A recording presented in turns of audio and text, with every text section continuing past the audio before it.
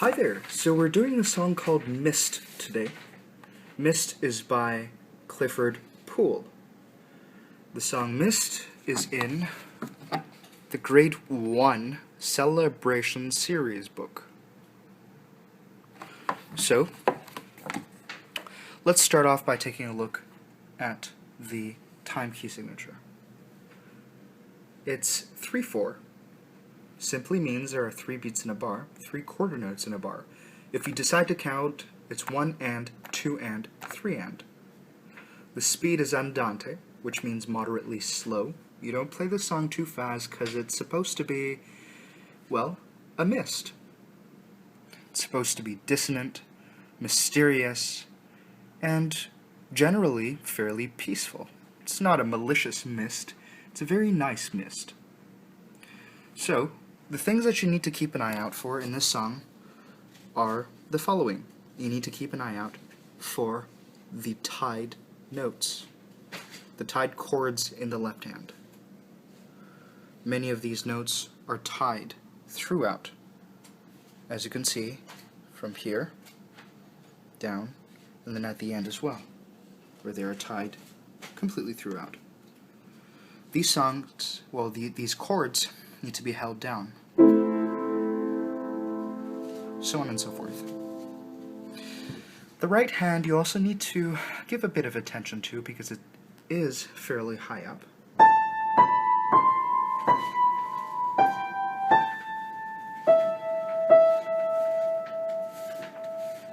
You also have 8/VA as well, so you need to find out where exactly that is on the keyboard. 8/VA is when you play an octave higher than what is written on the music. So that F would be here on the keyboard. Right here. Middle C, first F, second F. That is what is written on the music. But with the 8/VA, you would play that F an octave higher. So you just need to keep an eye out for that. So before playing this song, you need to go through the song and kind of analyze it a bit, so you don't really get confused. I always like to do this with my students. I prefer they go through the song like a map, or actually rather, well, the music is the map, and when they're playing the music, they're going out on a road trip. You would study the map first, before embarking on your road trip, otherwise you'd get lost or confused. Let's take a look at the left hand. These are chords, so they're thirds stacked on top of each other. Or if you want to get technical, it's a third and it's a fifth. So you have a third and a fifth based from the root. The root is a bottom note. Now I've written them down for your convenience. For example, the first one, it's an A in the treble clef. The A in the treble clef is here. You have a third above, and then you have a fifth above. And then you have your chord. It's very simple. Now, playing chords aren't really that difficult. You just move your hands up and down. It's more like a template. Once you get root, third, and fifth down, you simply just move. Bottom note is G, you move down to G, you move up to A, you continue to A, you go down to G, you go to F, you go up to D. Notice that there is a clef change. So now you're in the treble clef and that D is above middle C. You go down to B flat. Partially, the chord is in the bass clef. B flat is under middle C and D is above it. Continue on. A. Clef change. Go down to G. Go down to F. Go down to E. Go down to D. Go up to A. That A is very low, actually. It's all the way down here.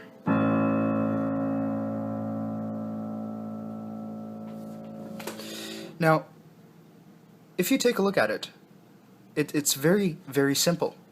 Just play through the left hand a couple of times so you have an idea of where you are. Right? Just play through it until you can play it in such a way that you know where everything is. without even thinking. Practice it 10 times if you have to.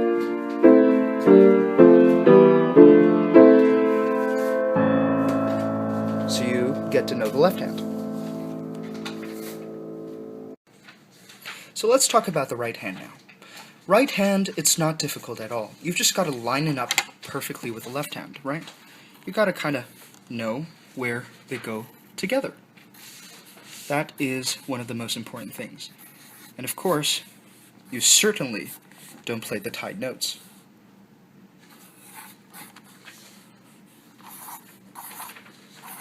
You just hold them. I like to do that to, well, emphasize clarity. So, right hand, you should really pay attention to the fingerings that they give you, and use common sense on which fingers to use next. 3, if you're going up by a step, you're using 4. If you're going up by a step, you're using 5. You're coming down 4, 3, 4. You're moving down by how many? 1, 2, 3, 4. That's a fourth, so you would simply use your first finger here. Here they want you to use your third finger. So move your hand up. Use the third finger on this A. Use your common sense. 4, 5, so on and so forth. Okay?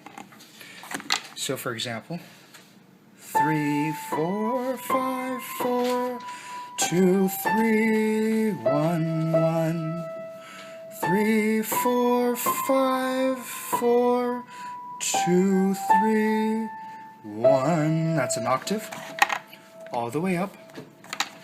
5. Okay? See that AVA? You would, of course, move more up. On the keyboard, as I've said before, written on the music, it's here, but you have to go an octave higher, which is all the way up here. Use your common sense. 5, 4, 3, 3, 4, 5, 4, 1, 1.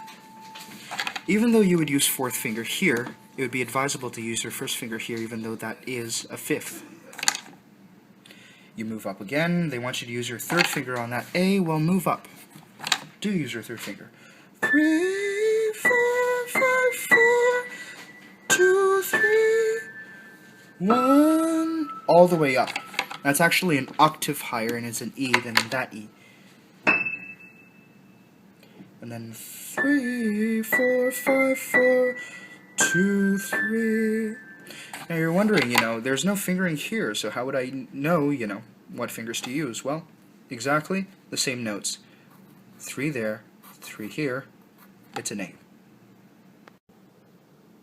So after you've played through the right hand and the left hand separately several times, you try to line everything together. You line everything together, and you count. Counting is very, very, very important. If you don't count, and if the rhythm is wrong, then you end up with something totally different sounding. I'm going to play this for you so you kind of understand what it sounds like. As I've said, it's fairly mysterious. It's not very quick, it's rather slow. I like to play it slower than Andante, actually. Largo-ish, if possible. And yes, I'll play it for you.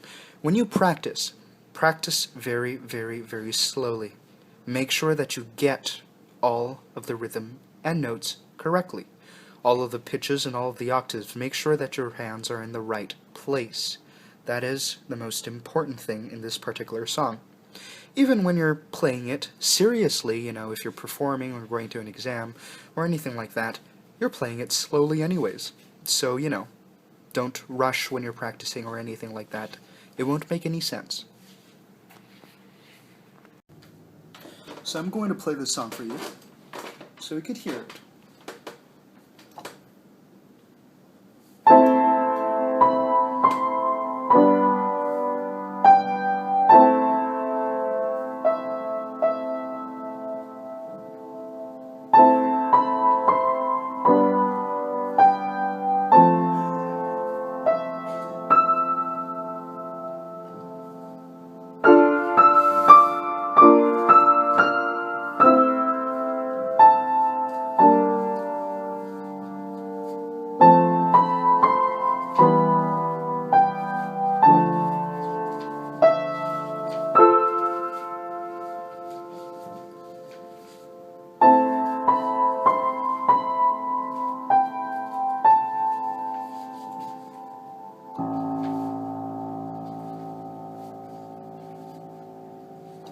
So as you can see, exactly like a mist, very slow, kind of dissonant.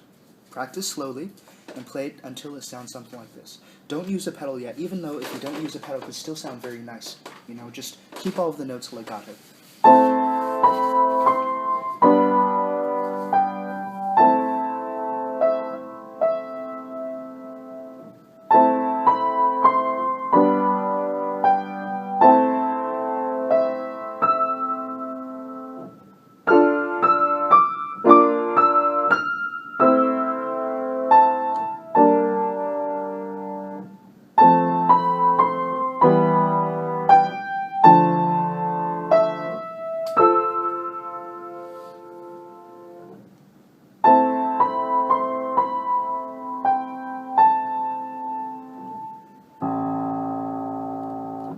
Right? Just keep it clear, practice slowly.